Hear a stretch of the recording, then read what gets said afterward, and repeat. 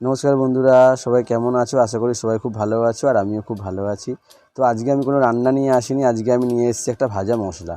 তো আমি এখানে নিয়েছি 12 রকমের মশলা নিয়েছি, যেগুলোকে আমি একসাথে মিক্স করে ভাজবো। তো আমি এখানে নিয়েছি দারচিনি, গোটা ধনে, সাদা জিরে, কালো জিরে, লঙ্কা, মৌরি, স্টার ফুল নিয়েছি, শুকনো লঙ্কা নিয়েছি, গোটা এলাচ নিয়েছি, গোলমরিচ নিয়েছি, মেথি নিয়েছি, তেজপাতা নিয়েছি। তো আমি এখানে এই মশলাগুলো একে একে এখানে আমি দিয়ে দেবো। আর তেজপাতাটা আগে একটু কেটে নিয়েছি, কারণ তেজপাতাগুলো আমার কাছে একটু বড় বড় ছিল বলে। তো আমি এখানে একে একে সব মশলাগুলো দিয়ে নেবো।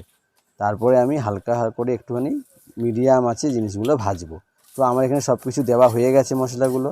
তো এগুলো আমি এখন মিডিয়াম আছে ভাজবো, যতক্ষণ না একটু কালারটা চেঞ্জ হচ্ছে। এমনভাবে ভাজতে হবে যেন পুড়েও না যায়। ভাজতে হবে, কিন্তু পোড়ালে চলবে না, সুন্দরভাবে ভেজে নেব। দেখুন আমার এখানে ভাজাটা হয়ে এসছে, হালকা হয়ে এসছে, আর একটু হবে, মচমচে হয়ে যাবে। যখন দেখবেন যে লঙ্কা তেজপাতাগুলো ভেঙে যাচ্ছে, কিংবা হয়তো আর বাদবাকি মশলাগুলো হয়ে যাচ্ছে, তখন আপনারা ওটা নামিয়ে নেবেন। তো দেখুন আমার এখানে ভাজা হয়ে গেছে, আমি গ্যাস অফ করে নিয়েছি। দেখুন ধোঁয়া উঠছে, এবারে দেখুন পুরো হালকা হালকা ভাজা হয়ে গেছে, লাল লাল। তো এটা আমি একটা ট্রেতে ঢেলে নেব, দিয়ে এটা আমি ঠান্ডা করে নেব। আমার ঢালা হয়ে গেছে, এবারে আমি ঠান্ডা করে নিয়েছি। তো এটাতে আমি রুটি করি, তো এটার মধ্যে আমি এখন এগুলো আমি বেটে নেব, গুঁড়ো করে নেব। আর মশলাগুলোর এত ঝাল লাগছে বলার নয়।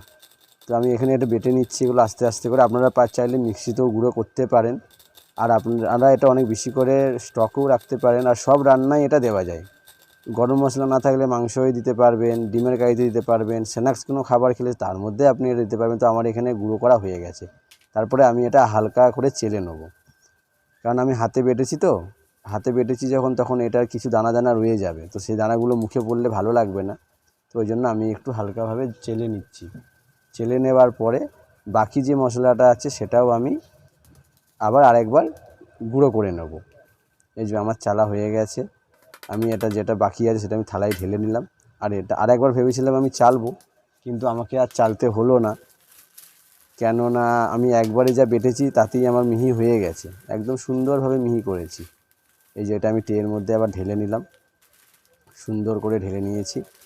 তারপরে এই দেখুন কত সুন্দর হয়েছে, একটুও দানা দানা ভাব নেই। এর বাকি মশলাটা আমি এবার গুঁড়ো করে নেব, যেটা ওই চালুনিতে বেঁচে গেছিলো। আপনারা মিক্সিতে করলে হয়তো এতটা টাইম লাগবে না, আপনার খুব তাড়াতাড়ি হয়ে যাবে। আমি হাতে করেছি বলে তাই একটু টাইম চলে গেছে আমার। এই দেখুন ওটা আরেকবার গুঁড়ো করে নিলাম, বাকি মশলাটা সুন্দরভাবে।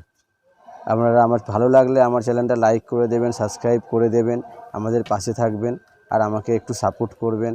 আমি সারাদিন ডিউটি করি, ডিউটি থেকে এসে আমি রান্নাগুলো করি।